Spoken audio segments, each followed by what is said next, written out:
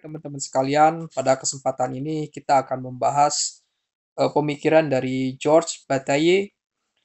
Sangat tepat jika pembahasan karya Georges Bataille dimulai dari petikan-petikan biografinya, karena karya Bataille ini berada di titik temu antara biografi dan fiksi.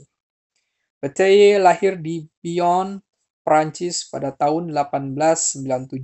Ayahnya menjadi buta sebelum Bataille ini lahir dan setengah lumpuh sebelum Georges berumur 3 tahun.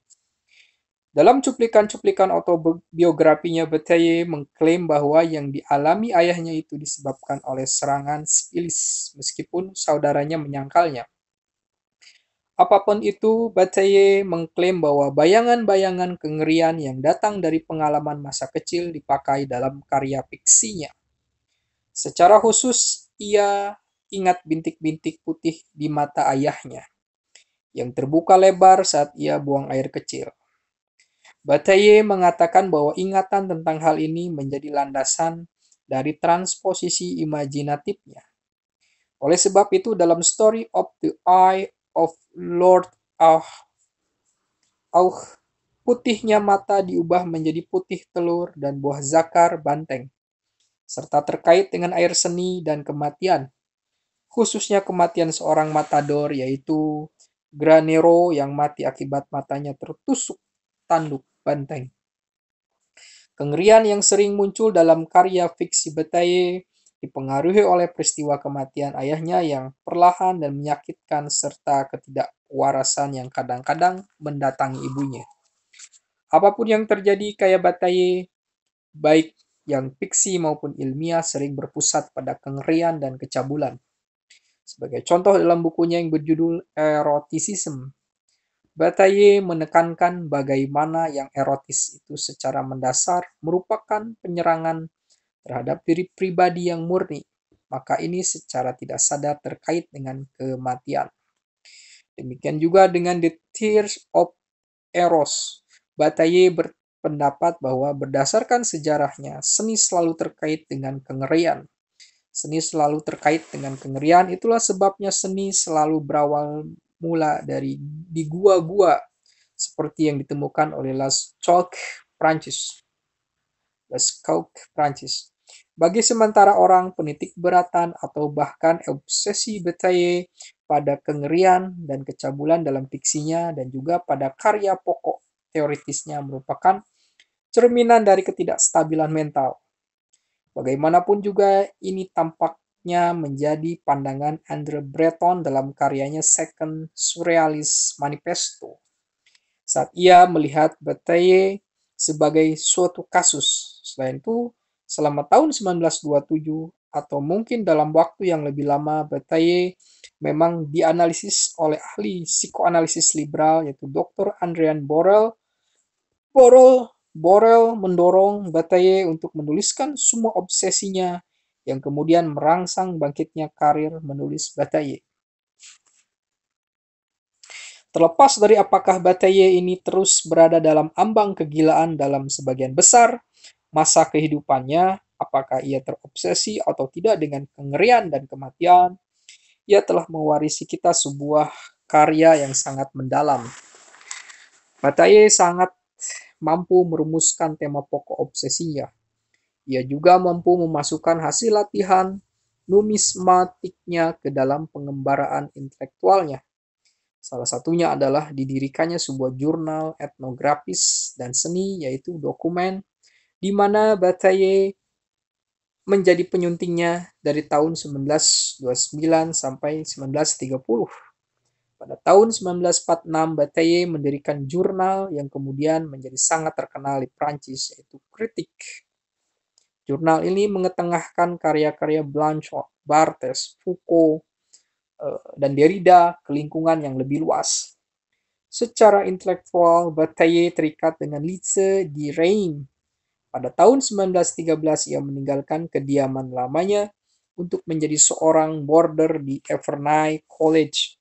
Sesudah itu, pada tahun 1914, ia memperoleh baccalaureate-nya yang pertama setelah didemobilisasikan dari tugas kemiliteran Pada tahun 1917, ia masuk École des Chartres di Paris.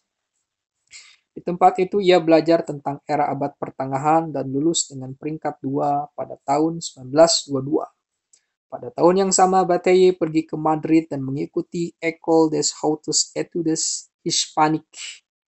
Pada tahun 1923, untuk pertama kali ia membaca Nietzsche dan tahun 1923 diangkat menjadi pustakawan kabinet des Medailles di Bibliothèque Nationale di Paris.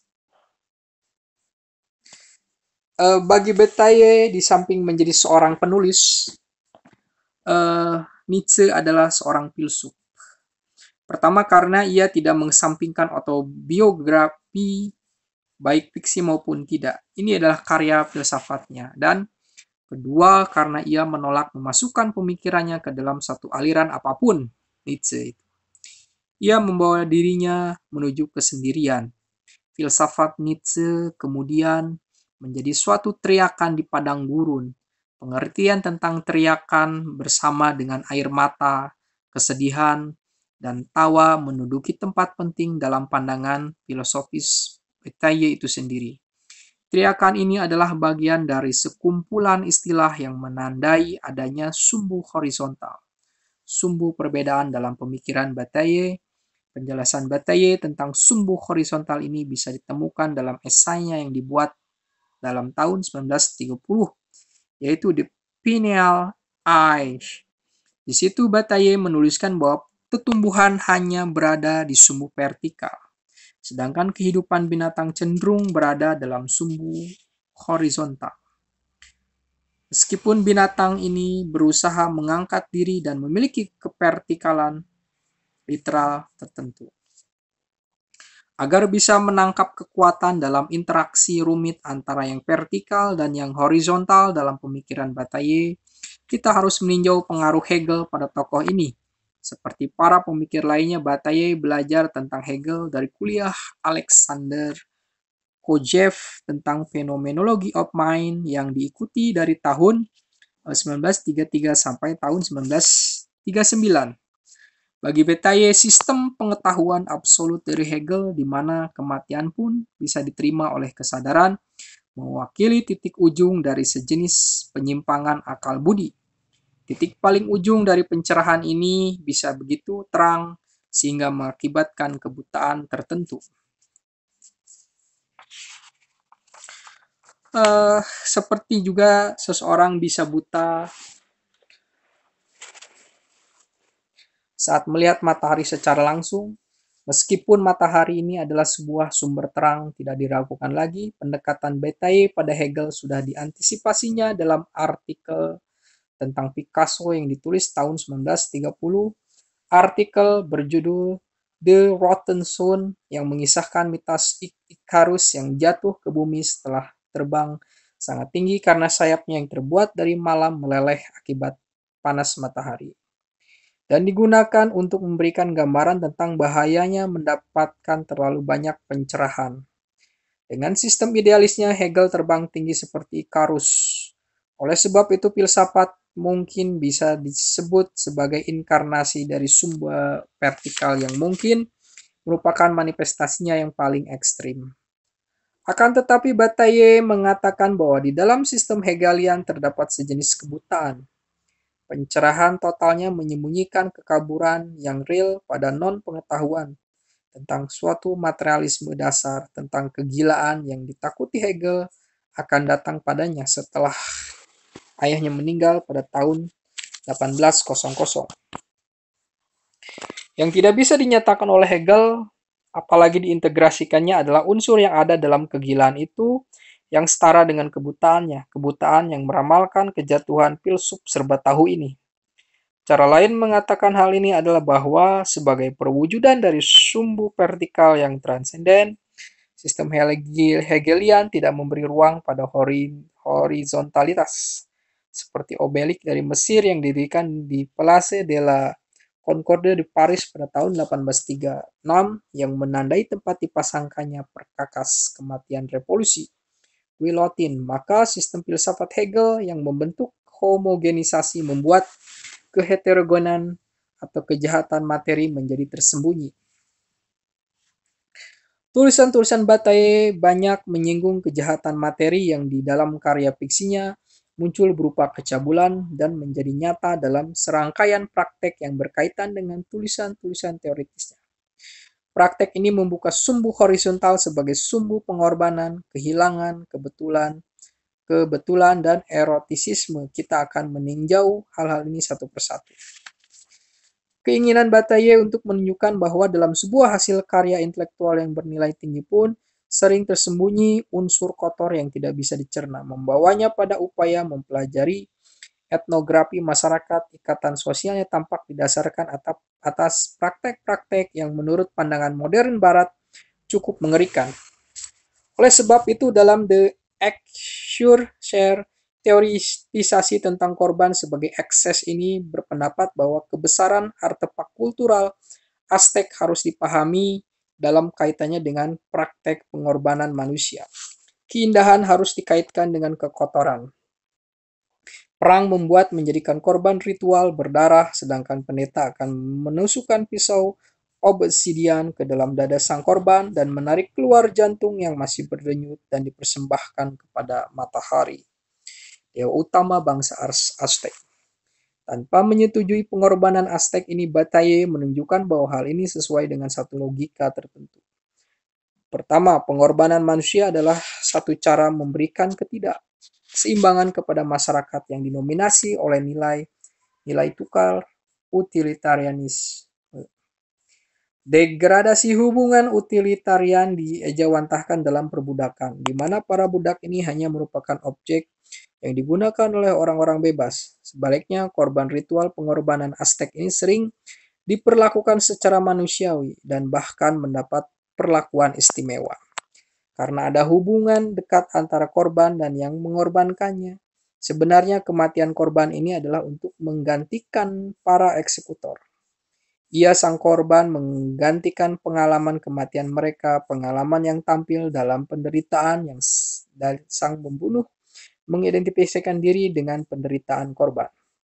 Pengorbanan mengembalikan dunia suci di mana penggunaan yang salah memprofankannya dan menurunkan derajatnya.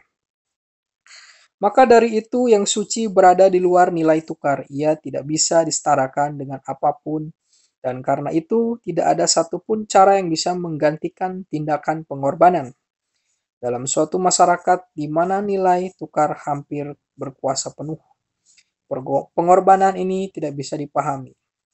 Walaupun begitu, ini masih bisa muncul dalam penyiksaan diri, seperti pada Van Gogh, di mana tindakan ini merusak homogenitas diri pribadi, memasukkan homogenitas ke dalam kehidupan sosial.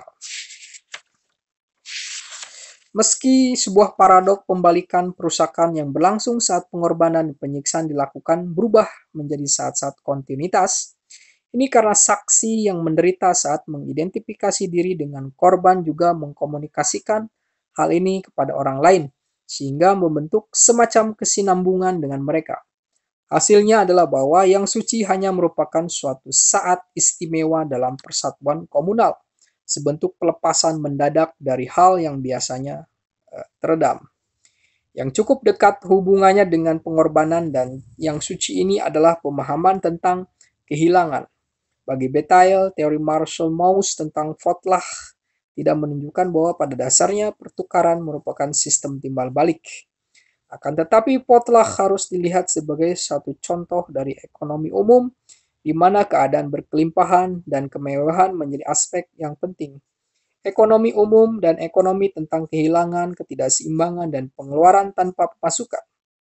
Ini tidak bisa dianalisis melalui apa yang disebut Bataille sebagai ekonomi produksi terbatas, keseimbangan dan neraca berimbang, ekonomi kegunaan klasik.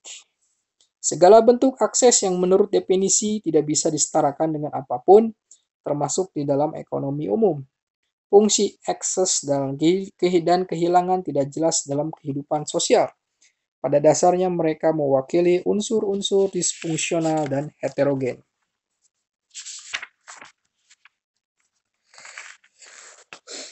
Secara khusus, dalam dua naskahnya, Bataille membahas masalah peristiwa kebetulan. Walaupun begitu, dalam tulisannya kebetulan ini lebih dari sekedar konsep, ia juga bagian dari praktek.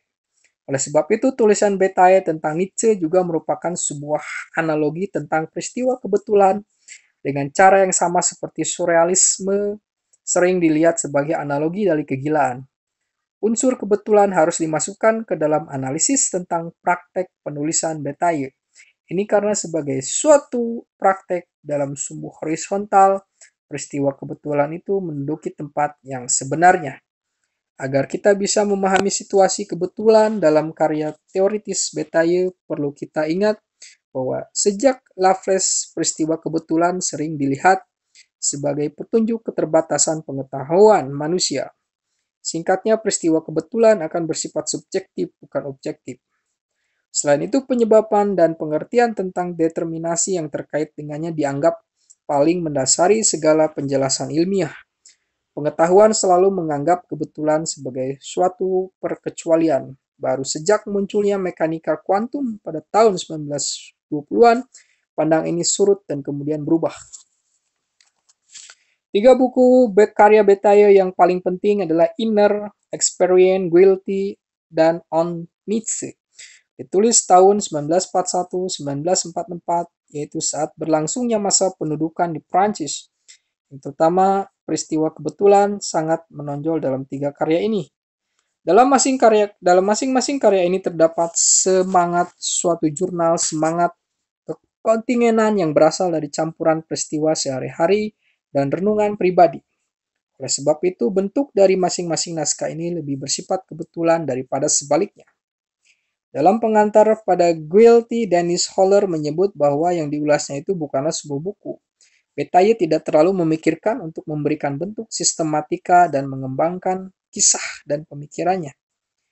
Meskipun dengan demikian, di sini terdapat logika tertentu yang menggambarkan karya Bataille, yaitu didasarkan atas keinginan untuk menikmati sejenis permainan yang memungkinkan munculnya unsur kebetulan.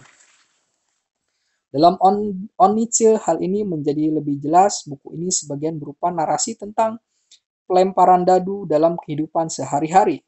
Oleh sebab itu, peristiwa kebetulan menjadi kebenaran dalam hidup. Hal ini setara dengan ketidakseimbangan yang dimunculkan pada sumbu vertikal.